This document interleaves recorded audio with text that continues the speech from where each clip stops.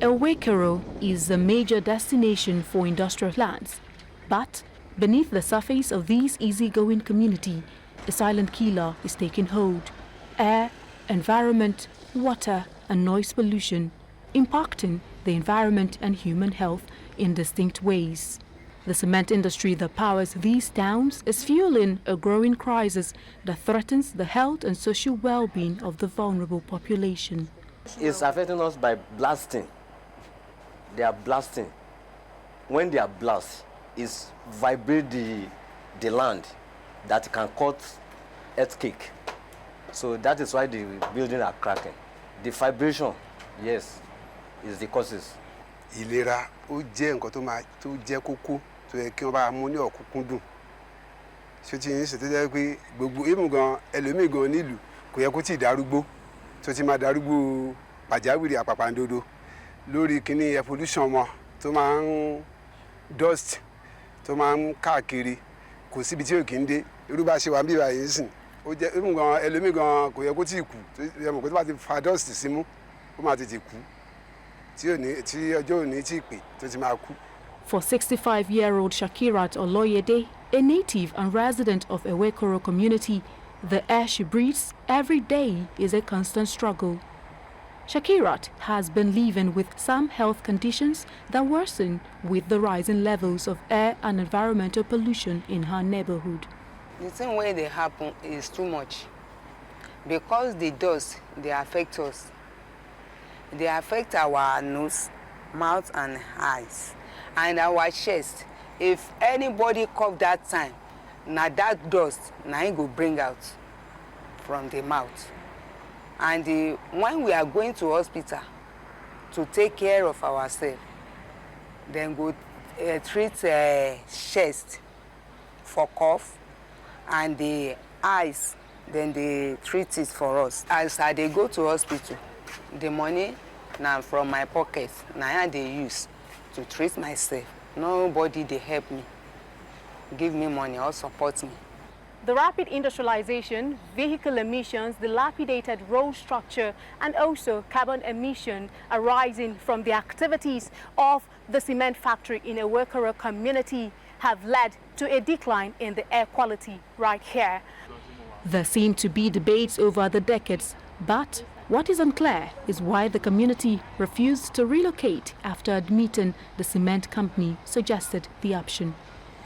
Lóòótọ́ wọ́n sọ pé ká relocate a lè relocate nítorí pé kíni ibi tá à ń gbégun ẹ̀ tún ṣe lè wá fẹ́ relocate wa ṣó ti yé sí àfi kẹ́ ẹ̀ tún ṣe náà tẹ́ bá tún ṣe la máa jọ jókòó gbogbo a máa jókòó ní village la máa sọ̀rọ̀ kó kí o yá kí la ká ṣe kí ni assurance pé tá bá relocate tá bá lọ ṣé a máa rí nǹkan gbà mọ́ àbí báwo lẹ ṣe fẹ́ ṣe. Ononode Monsuru, a youth representative who has lived in Ewekoro all his life, like many others, says all he wants from the ongoing deliberation is compensation for repairs on his building structure ahead of the rainy season. So, waiting cause this thing. The major something is that because of the dust of the wako of lavage is making cake for the whole zinc, turn it to asbestos, which is not asbestos. It's only the zinc. So now all the zinc turn to asbestos. When rain is fall, we can't take the water. The water is very bad for us to take. So though Lafarge, they are trying their best, but we need their effort to continue to do it for us. Experts worry that prolonged exposures to cement dust and mine blasts would affect the quality of life in the communities. The particles are so tiny, because these ones we are seeing, there are ones you cannot even see.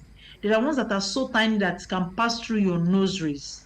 Your nose have protection, have those hairs that can protect something heavy from passing through. But there are also some that are so tiny that they can pass through. You can start having asthma, you can start having bronchitis, start having lung diseases that is a factor to lung cancer. So if you calculate somebody that's 65 years or maybe 50 years of his life or her life has been exposed to this, so the quality of life will not be as good as someone that is not exposed to that.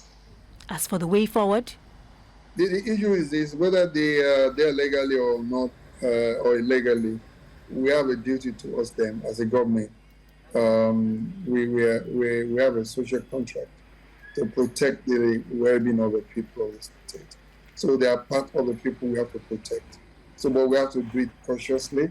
And if we have to apply moral suasion with Lafarge, we will do that. And if they have any convincing evidence to show that, look, they are right, I mean, let them come forward with it. I can tell you, we are here to protect them. All efforts to get the multinational cement company, who has been mentioned as a key player in this air, water, environment and noise pollution allegations, to respond and state their stand, proved abortive, as they did not grant interviews after inquiries were sent. As the cement factory continues to exist in the host communities and status quo maintained, so too does the threat of air, environment, water and noise pollution on health outcomes. But with the right implementation of policies, better industrial practices and public awareness, it is possible to turn the tide. In Ewekoro, Ogun, for News Central, Aishat, Salihu.